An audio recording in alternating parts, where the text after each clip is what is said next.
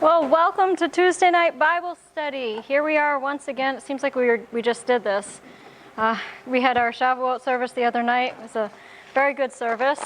I want to pick up on something that kind of goes along with what we've been talking about with Shabbat, but we haven't done much as far as the Torah portions in our congregation. We haven't tended to focus on it a lot.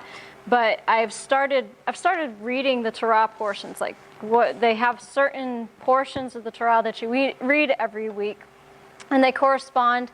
They have corresponding half-Torah readings, and if you're following a Messianic thing, they do the New Testament reading as well. So I happened to look at the Torah portion for this week, and it's called Bamidbar, in the wilderness, which kind of appropriate for the whole Sinai experience and everything. So I started looking into it, and this Torah portion actually deals more with the census that happened in the wilderness, like when he counted the heads of the people. So you have a lot of this guy was the head of this tribe, and this guy whose father was so-and-so, whose father was so-and-so. You have all kinds of names throughout this. But Bamidbar is actually the name of the book of Numbers. So you have the Hebrew books and chapters and Torah portions tend to take on the title of whatever the first word is that particular book or portion starts with. So you have Bereshit is Genesis. Well, Bereshit, Bara, we've gone through Genesis 1. Bereshit is the first word of the Bible. So you get down to Numbers, which is interesting, because as far as what I could see, they didn't name it after the first word in the book like they did with the rest of the books. So I started doing a little bit more research on why it was called Bamidbar. So to start off, Midbar is the Hebrew word for wilderness or desert. It appears 272 times in the Old Testament. There's a lot of different words for desert. There's a lot of different words for wilderness. We'll touch on those a bit later. But the meaning of Midbar in both modern and ancient Hebrew is an arid area. Basically, it's a land that's desolate, place where crops cannot grow. But in the Bible, it also had a second meaning to it. It could mean the desert or a desolate place, but it also could mean a place where shepherds took a flock to graze. Well, if it's arid and desolate and there's no crops that can grow there, you wouldn't find a shepherd that's bringing their sheep or their cattle or whatever out into that place to graze, because there would be no grass. So Isaiah 35:1 says, "The wilderness and the wasteland shall be glad for them, and the desert shall rejoice and blossom as the rose." So it's obviously not talking about like what we picture of when we think of desert, like a barren wasteland that there's no possibility of anything growing. I was watching an interesting video yesterday when during the day as I was reading the Word, came across this video that was talking about Mount Sinai. It was the real Mount Sinai. There's a lot of them out there now that Saudi Arabia has opened up the doors for more travel, more tourists to come into the area. So a lot more people are interested in searching out, is this the real mountain of God? Is this the real Mount Sinai? And I'm sure that the first people, who was it, Ron Wyatt, and all those people who went over there the first time when it was illegal, I'm sure they're saying, why couldn't it have been legal back then? It would have been a lot easier than us being chased by guard dogs and all these things. But it is a sign of the times that we're living in the fact that archaeology and history is being proven by what they're finding. So this particular one that I was reading was talking about how the Saudi Arabians who live in the area, they tend to be nomadic in that particular part of Saudi Arabia where Jabal Allah's mountain range, mountain of God. They tend to be nomadic. They tend to just, like the Bedouins we see when we're traveling through Israel, they just kind of like move their herds from place to place. And it's tended to be a place where people, where they would drive their their herds up in the hot summer months. They'd drive them up into this mountain range because there would be grass that would actually grow up there. It's higher altitude, cooler. And as much as you look at it and say it's a desert, there's nothing here. But there is some vegetation. There is some, and there's evidence of more water in the ancient times that was there when the Israelites were wandering through there. But in many places in the Bible, when it uses this word Midbar, it's not talking about a desert place. It's talking about a place that's actually quite fertile.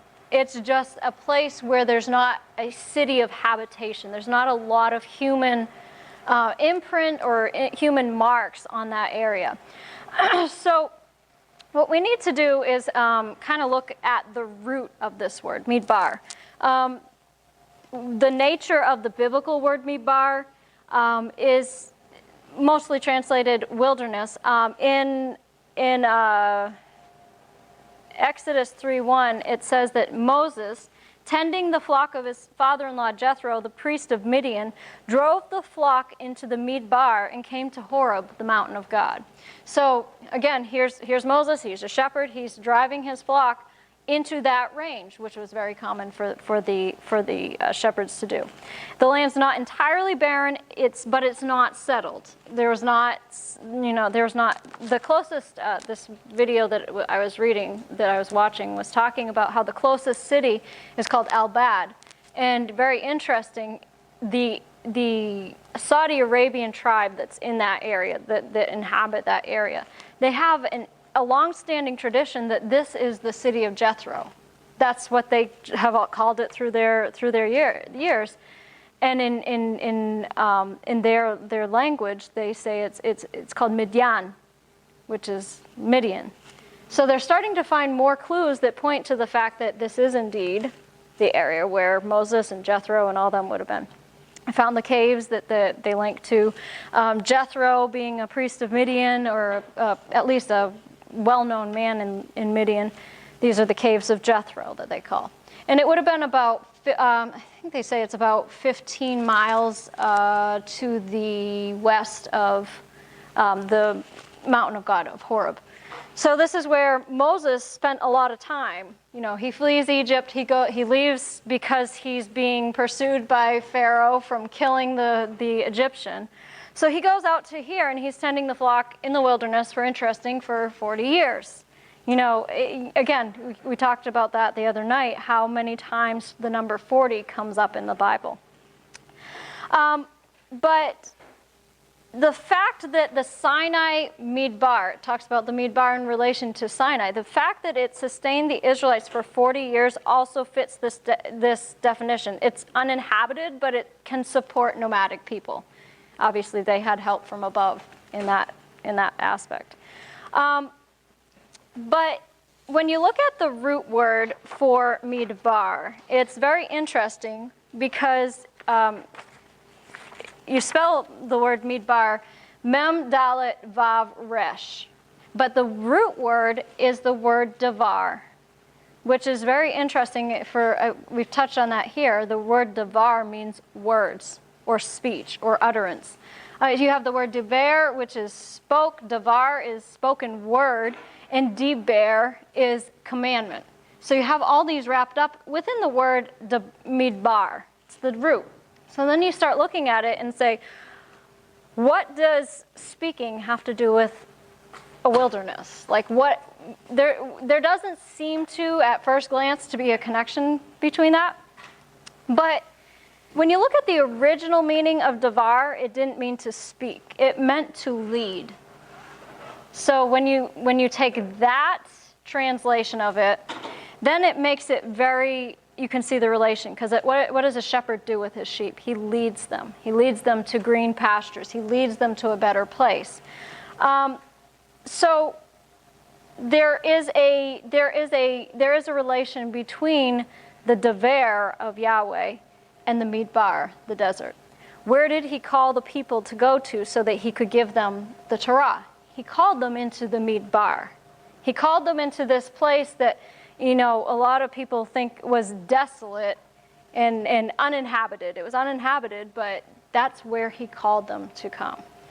And I think this kind of brings us to a place where we have to take a look at Christianity's long-standing traditions when it comes to the desert.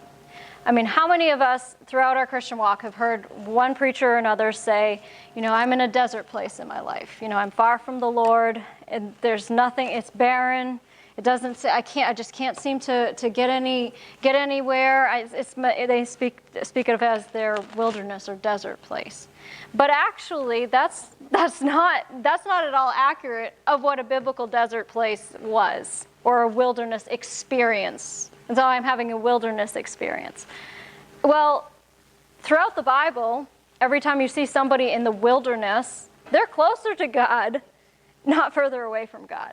So you have to ask yourselves, why is it that Yahweh always brings his people out into this desert to speak to them, to bring them closer to them?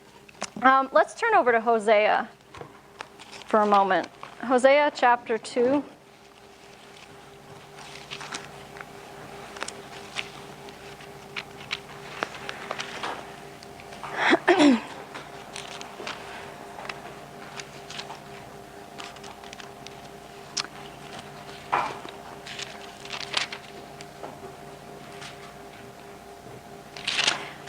We'll start at verse 14. And this is Yahweh talking about Israel. Therefore, behold, I will allure her, Israel, and bring her into the wilderness, that is Bamidbar, and I will speak tenderly into her heart. There I will give her vineyards. Where? In the wilderness. I will give her vineyards and make the valley of Echor troubling, to be for her a door of hope and expectation. And she shall sing there and respond as in the days of her youth, and as at the time when she came up out of the land of Egypt. So what is this? Yahweh's talking about bringing her back out into the wilderness to remind her of when she came out of Egypt. That's the picture that Sukkot is. When we talk about dwelling in the Sukkot. It's to give you the image of remembering where you started, where you began. And not in the sense of, I had nothing, but you had everything because you had him. He was their provider. I mean, their sandals didn't wear out on their feet. They didn't lack for food. He provided them bread from heaven. And they never ran out of water. It's amazing how faithful Yahweh is to provide for his people, especially when they're in a place that he's called them to do. If you just decide to go out on a place on your own, I imagine you wouldn't necessarily find that much sustenance. But if he's calling them out, then it's like a trust exercise for them. That I'm trusting you, I'm following you out into this place, because I believe that you have the ability to take care of me. And then it says, and it shall be in that day, says the Lord, that you will call me Ishi, my husband, and you shall no more call me Baali, my Baal. For I will take away the names of the Baalim out of her mouth, and they shall no more be mentioned or seriously remembered by their name. And in that day I will make a covenant for Israel with the living creatures of the open country, and with the birds of the heaven, and with the creeping things of the ground. And I will break the bow and the sword, and abolish battle equipment and conflict out of the land. And I will make you lie down safely. And I will betroth you to me forever. Yes, I will betroth you to me in righteousness and justice, in steadfast love and mercy. I will even betroth you to me in stability and in faithfulness, and you shall know the Lord. So again, this is speaking of a time. He's like reminding her. Remember what we talked about on Shavuot, about how this was a marriage covenant? The whole book of Hosea is basically talking about how Israel broke her marriage vow to God. She went away from God. She decided to go do her own thing. And he's calling her back. He's calling her to remember what she had at that time. There's one other passage I want to turn to. I think it's in Jeremiah. I believe it's Jeremiah chapter 2. Yes, Jeremiah 2, verse 2. says, "Go and cry in the ears of Jerusalem, saying, 'Thus says the Lord, I earnestly remember the kindness and devotion of your youth, your love after your betrothal in Egypt and marriage at Sinai, when you followed me in the wilderness in a land not sown.'" So again, Yahweh's trying to trigger their memory. I remember how you followed me into the wilderness. Like a bride that trusts her husband, that you're not going to bring me somewhere that's going to be to my downfall. You're going to take care of me. And you know, skip down to verse 6. Nor did they say, "Where's the Lord who brought us up out of the land of Egypt, who led us through the wilderness, through a land of deserts and pits, through a land of drought and of the shadow of death and deep darkness, through a land that no man passes through and where no man dwells. And I brought you to a plentiful land to enjoy its fruits and its good things." So he's describing a lot of different things in this passage there. There's four different words for desert in this passage here in verse 6. You have Midbar, you have Arava, it's the area around the Dead Sea is what they call the Arava. Then you have Zia, which is an extremely arid desert, and then you have Samalvet, which is the shadow of death. You know, you talk about, though I walk through the valley of the shadow of death, I will fear no evil. It was a land where death ruled. That was like, you think of like the area where Sodom and Gomorrah was. It became such a desolate area where nothing would grow. It's salt. You have salt flats there. But when Yahweh's leading them, he's always providing for them. When he's leading them through, no matter what kind of desert he's leading them through, they never felt the effects of the desert because he was their provider. So it didn't matter if they're in a place where there's not a single scrap of food out there. He's providing their food so they have everything they need. Again, it's a trust exercise. I want you to trust me, because if you can't trust me at this point, then you're never going to be able to get into the land where you can enjoy the richness of what I have planned for you. You're never going to be able to enter into your promise unless you go through this time of trusting me. So in that sense, the wilderness is actually a pleasant place. The wilderness is actually a good place. I can kind of relate to that because I enjoy going out hiking. I like going out into the wilderness. It's always been something that's, I don't know, it's for one, it's calming. You know, you get away from the busyness of modern life. Like, get away from the phones, get away from the emails, get away from this pulling on you and that pulling on you, into a place where it's just you and Yahweh and nature. And you can breathe, and you can just, focus on him. It's so much of it is just being able to focus on him without distraction. And that's what the wilderness provides. You look at most of the leaders in the Bible, they were shepherds. Like Abel, Abraham, Isaac, Jacob, Joseph, Moses, David, they're all shepherds. So they had a lot of time where it was just them and the sheep out in the wilderness. They had a lot of time to be alone with Yahweh. David was called a man after God's own heart. He spent all his time with his sheep out there, playing his harp, writing psalms to Yahweh. What a better way to spend your life. I mean, I can't think of anything better than that. So let me see if I can find this here. I have it. My notes are all kind of mixed up.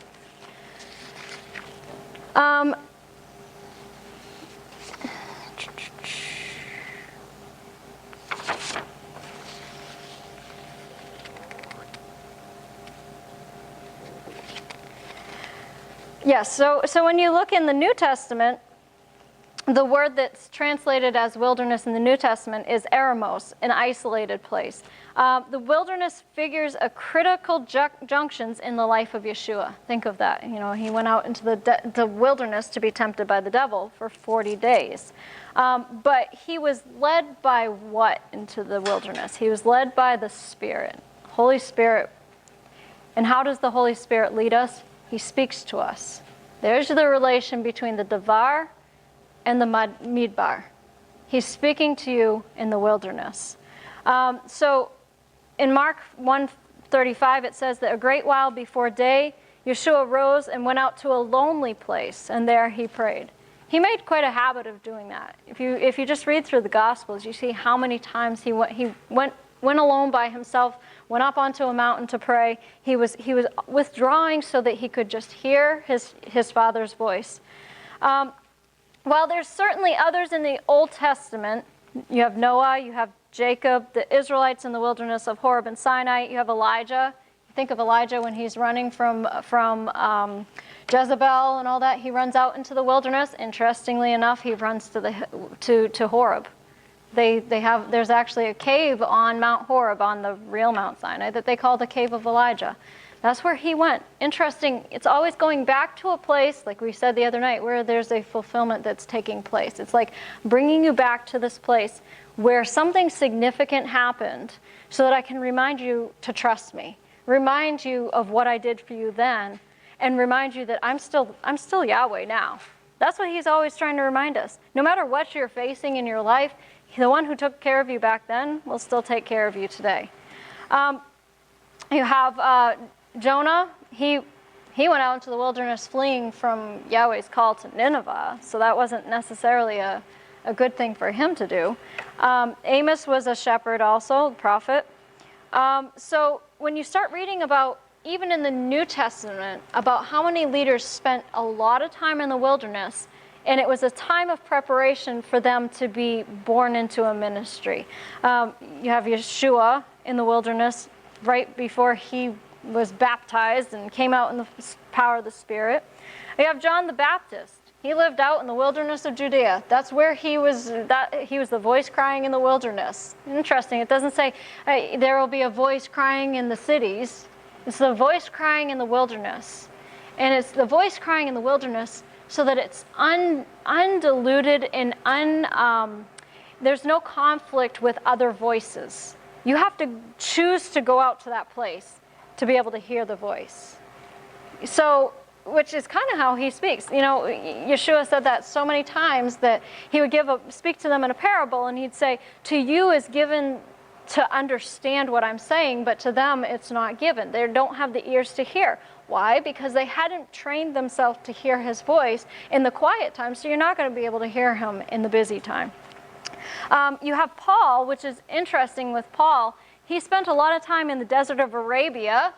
Again, it's kind of a speculation, but I wouldn't be surprised if he spent time out by Mount Sinai himself. But he spent time in Arabia, Syria, and Sicilia. And those were the opportunities that it talks about how he was being taught by Holy Spirit how to look at the scriptures. So these things, he always used creation, metaphors in creation, things in the wilderness, in his teachings, and the wilderness was consistently used as a setting for transformation in their lives. The wilderness was consistently a place where they would go out, and it would be a setting for a transformation in their life and stepping into a ministry. So you know, I think if Yahweh has that set as a precedence, I don't think it goes away. So what do you experience when you go out into the wilderness? Well, you can hear creation's song, like what Sherry was talking about before about the crickets, the sound of the crickets. You can see the heavens declarations. You know, we can look up at the sky here in Fitchburg, but some of the stars are going to be filtered out by the light of the city. You go to a place that's far away from any civilization, you're going to see the stars so clear. And you know, you think of that. I know that for me, I can think of standing on the Sea of Galilee, not standing on the Sea of Galilee, but standing by the Sea of Galilee, and looking up at the sky and seeing how clear the stars were, especially when we were staying on the side of the Sea of Galilee that was by the Golan Heights, because it's wilderness behind us, so you don't have as much light filtration. But you just look up at it, and it's just, I mean, I always think of, you know, when Abraham looked up at the stars, and he said, you know, this is how many your descendants are going to be, and how much those stars, you know, I think of Dad's messages about the star-breathing God, and it's like those were placed by our Creator. You can't look at the stars. Well, I can't look at the stars without thinking of their Creator. You know, when you look at the mountains, we have the song, "Without a Word, the Mountains Speak." You know, it's like the mountains are speaking of His majesty. There's just something about mountains that is like, it's a sense of permanency. It's a sense of, like, they're here. They've been here from time immemorial, and they remain through all the shakings up of civilizations that have risen and fallen, and the mountains are still there. And that's what Yahweh is. And when you think of it, when you're just witnessing the general revelation of our Creator in the world, you think it's just a glimpse of the glory that's going to be revealed in eternity. Like, how glorious is it going to be when we step over into eternity? How glorious are the things that He has prepared? You know, like I said, I always feel closer to Yahweh when I'm like in the mountains looking at creation. Just quiet. It's just like, again, it enables you to hear a lot better because you're away from distraction. Exodus 16:10 says, "And as Aaron spoke to the whole congregation of Israel, they looked toward the wilderness, and behold, the glory of the Lord appeared in the cloud." Interesting. The glory of the Lord was coming from the wilderness. Genesis 16:13, this is the story of Hagar. Remember, she's driven out of Abraham's house. She goes out into the wilderness. And it says that she called the name of the Lord who spoke to her, "You are a God of seeing." For she said, "Have I not even here in the wilderness looked upon Him who sees me?" I mean, this is just such a powerful statement from Hagar. "Have I not, even here in the wilderness, looked upon Him who sees me and lived? Or have I here also not seen the future purposes or designs of Him who sees me?" So you see, Hagar's not only seeing, oh my goodness, I'm looking upon Him who sees me wherever I am. But you're also saying, and I'm also seeing what your purpose for the future is. So it's a place of vision. It's a place of where the possibilities can be open to you. Where it's like your horizon is expanded when you're out on a place where there's an expanded horizon. You know, so we're such visual creatures that a lot of concepts are harder for us to grasp mentally, intellectually, if we're not seeing something before our eyes. So a lot of times, you know, that's why we teach in illustrations. That's why Dad always used, he could get an illustration and a leaf flying by, you know. He could grab illustrations out of so many things. But that's how Yahweh is. He's like, I put this here so that it would be an illustration of this concept that I'm trying to communicate to you. And throughout the Word, it's like that. It's like, you know, I give you this picture, and I liken that to this I'm trying to teach you. Yeshua did that all the time. You know, he talked about, remember the parable of the man who left the 99 to go find the one. He related it to sheep. He related a lot of things to agriculture, because that was the things that they could picture. That was he was speaking in their language, basically. So before we come to a conclusion here, I want to turn to a few more scriptures. So let's turn over to Deuteronomy chapter 8.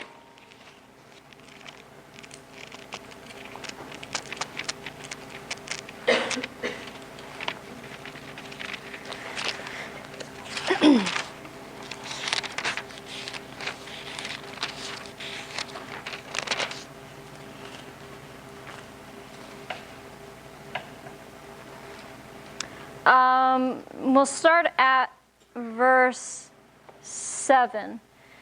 "For the Lord your God is bringing you into a good land, a land of brooks of water, of fountains and springs flowing forth in hills and valleys, a land of wheat and barley, vines and fig trees and pomegranates, a land of olive trees and honey, a land in which you shall eat food without shortage and lack nothing in it, a land whose stones are iron and out of whose hills you can dig copper. When you have eaten and are full, then you shall bless the Lord your God for all the good land which He has given you. Beware that you do not forget the Lord your God by not keeping His commandments, His precepts, and His statutes, which I command you today, lest when you have eaten and are full, and have built goodly houses and live in them. And when your herds and flocks multiply, and your silver and gold is multiplied, and all you have is multiplied, then your minds and hearts be lifted up, and you forget the Lord your God, who brought you out of the land of Egypt, out of the house of bondage, who led you through the great and terrible wilderness with its fiery serpents and scorpions, and thirsty ground where there was no water, but who brought you forth water out of the flinty rock, who fed you in the wilderness with manna, which your fathers did not know, that he might humble you and test you to do you good in the end. So again, we come to this place of a contradiction between what the church world tends to think of when they say a wilderness experience. They say it's a dry place, I'm not close to God and all that. According to him, he led them through the wilderness, which was a terrible and great wilderness with its fiery serpents and scorpions and thirsty ground, but I provided water for you. See how he's pointing to himself as the provision in the midst of what could be a dry place. I provided the water, I provided your food, and this is all for what purpose? To humble you. You can only receive a revelation from Yahweh when you come to him in humility. What does it say? Humble yourself before the mighty hand of God and he will exalt you. You come to a place in humility of receiving his word. Thinking back to the Torah given on Mount Sinai, what did they say? All that you say to us, we will do. Whatever you tell us, we're going to obey your word. And that was a place where they were submitting themselves to him to be able to receive the word. That whole time where they were, from when they had left Egypt until they got to Mount Sinai, was a time of preparation of seeing Yahweh's hand, of seeing his faithfulness in providing for them, so that they could be in a place of trust where they could receive the word that he was then going to offer them. Again, tying that concept of the Bamidbar, which is the wilderness, in with the Devar, which is the word or the commandments of God. He's speaking in the wilderness. He's speaking his commandments in the midst of this place that are their very life. That's why it says that these words which I command you today, they're your life. They're the length of your days in the land. When you start looking at it, it's really a completely different. Again, you have to look at things like this through an Eastern mindset and not a Western mindset. And even looking at it from a place of not what is the word I'm looking for? A non-civilized place. Like, you have to look at it from a place. Obviously, we've grown up in modern society in cities, most of us, so we don't tend to relate as much with the isolation and agriculture and the whole theme of the Bible. You almost have to come away from it and immerse yourself in that to be able to understand what he's trying to communicate. When you look at the different encounters in the wilderness, going back to Elijah, when he's there in the wilderness and he's saying, I'm here and they're seeking me, I'm the only one left and all that. And he goes and Yahweh tells him to go stand out on the plateau. He says, I'm going to come and meet you here. I'm going to visit you. And here's the violent wind, but the Lord wasn't in the wind, and there was the fire, and the Lord wasn't in the fire. And then there was the still small voice. If you're in the middle of the bustle of a city, you're not going to hear the still small voice. I mean, think of when you're in, if you're out in the mountains, or even I think of even when we're in Israel, especially in the Valley of Tears, where it's so quiet, and all you can hear is the sound of the wind coming through the tops of the cypress trees that are there, and it's just, there's nothing like that quiet sound. But again, you have to come away from the busyness and the noise and all the distractions to be able to hear it. When you look at, Genesis 36:24 says Isaiah 35:1, the land that was desolate, Bamidbar, and impassable shall be glad, and the wilderness shall rejoice. So he's promising that if you're going to step out, you're going to obey him, you're going to follow him into this place of the wilderness, he's going to give you a provision that you wouldn't be able to get somewhere else. You understand that? You're going to get something that you can't get anywhere else. In the Bamidbar, in the wilderness, Israel heard the Medaber, which is the one who reveals himself in words. See, it's a play on words. So many things in Hebrew are these play on words where he says one thing and it's like parallels to another spiritual concept. And Yahweh spoke not only collectively to the nation on that time, but he spoke to each individual as one with a unique contribution to make in the life of the nation.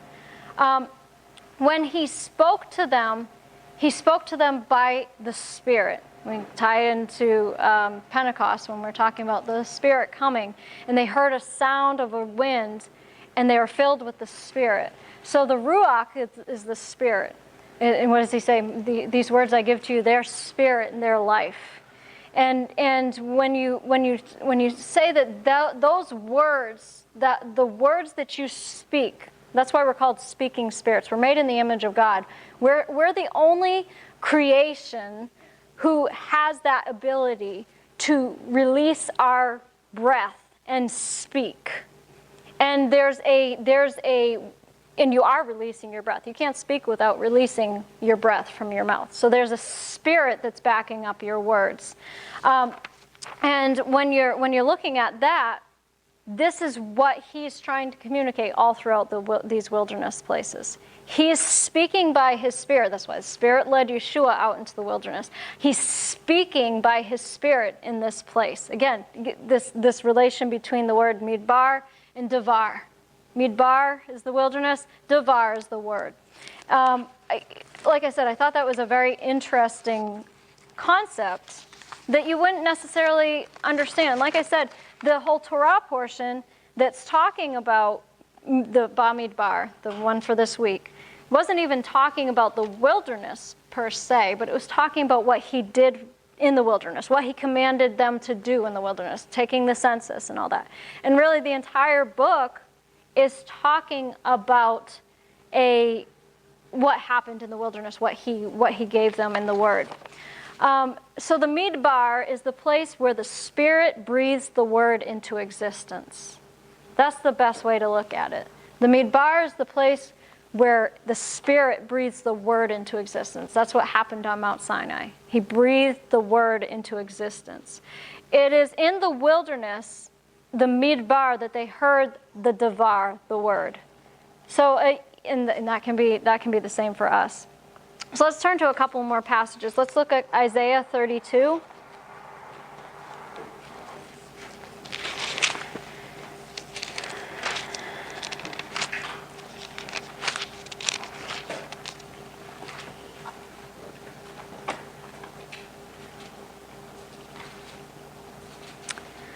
We'll start at verse 15. Until the Spirit is poured upon us from on high, and the wilderness becomes a fruitful field. You see the relation between the Spirit being poured out and the wilderness becoming a fruitful field? And the fruitful field is valued as a forest. Then justice will dwell in the wilderness, and righteousness will abide in the fruitful fields. And the effect of righteousness will be peace, and the result of righteousness will be quietness and confident trust forever. My people shall dwell in a peaceable habitation, in safe dwellings, and in quiet resting places. So here it's relating the wilderness to being a place of justice and righteousness. Long throughout civilization, there has been this concept that cities are a place of concentrated immorality and sin. But the wilderness is a place of purity and a place of where it's uncontaminated, basically. You go out to the wilderness, it's uncontaminated. You're not going to be surrounded by, think of it, even if you're out in the mountains, you're not going to be surrounded by billboards with all kinds of stuff like you may be in the city. It's a place where you can get away and just focus on Him. A couple chapters over to the right, to Isaiah 35.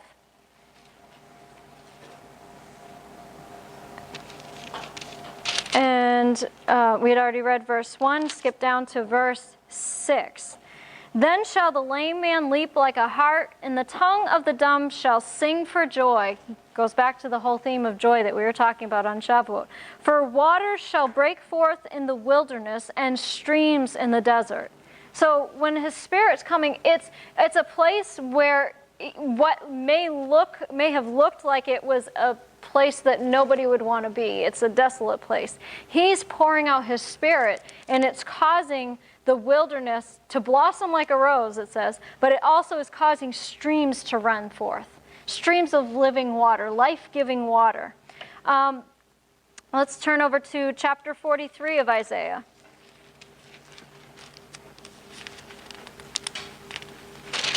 Chapter 43, verse 19.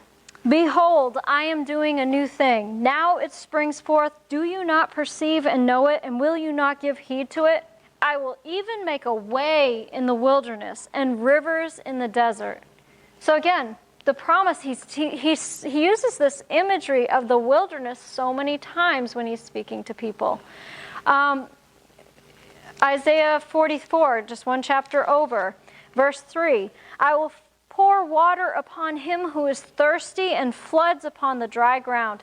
I will pour my Spirit upon your offspring and my blessing upon your descendants, and they shall spring up among the grass like willows or poplars by the watercourses. Again, these are some of my favorite verses, actually. I have them highlighted in my Bible because it's like when the Spirit's poured out, he relates it to being water in the wilderness. It's a place where there's a flow that's unhindered. It's uncontaminated. You can just drink out of this water source, and it's the purest. I think of the place up in the northern part of Israel, in Tel Dan, where it was the Banias was coming right out from the foot of Mount Hermon, and it was literally just the spring of water just coming out from the bottom of the mountain, and it was so pure you could put your bottle of water, you could put your water bottle under it and drink it, and it was the sweetest water I've ever tasted. It's that he's trying to get the picture across. I came across this interesting, I guess it was an article, but it was a poem that somebody wrote, and I was going to read it the other night, but then I thought, well, it actually goes very well with what I'm talking about tonight. So it starts out, when you first come into the desert, you know it by what it doesn't have. Wow, there are no trees, no grass. All you have here is rocks and sand. Often people feel it so bare and foreign. They quickly cover the desert with green like the Amazon. Later, sometimes they see that the vastness of the desert has its own stark beauty. They see that the nothingness of the desert is really a lack of noise and distraction. And with all the distraction gone, you can sense something that you never knew was there, and then you have fallen in love with the desert. God, too, fell in love with the desert. The vastness and emptiness where nothing calls attention away from him. No water, no plants, no agriculture. No accomplishment and really no endeavor, just him. He likes it when people appreciate the desert in themselves, notwithstanding accomplishment and gumption, simply realizing that in the face of him, there is no accomplishment, no endeavor large enough to be worthy of taking away from him. He loved the desert so much that he wanted to get married there. What a concept.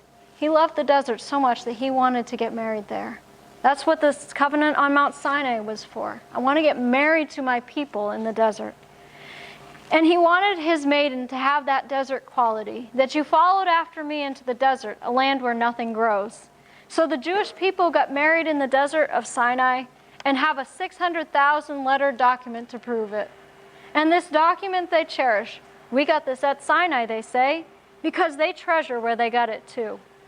Now the Jewish people are again in the desert, part of the Jewish people. We see something more about the desert. We see that it is full of water, but the water is down below, and we have to bring it up. Very, very key point there. There's water in the desert, but it's buried far beneath. You have to bring it up.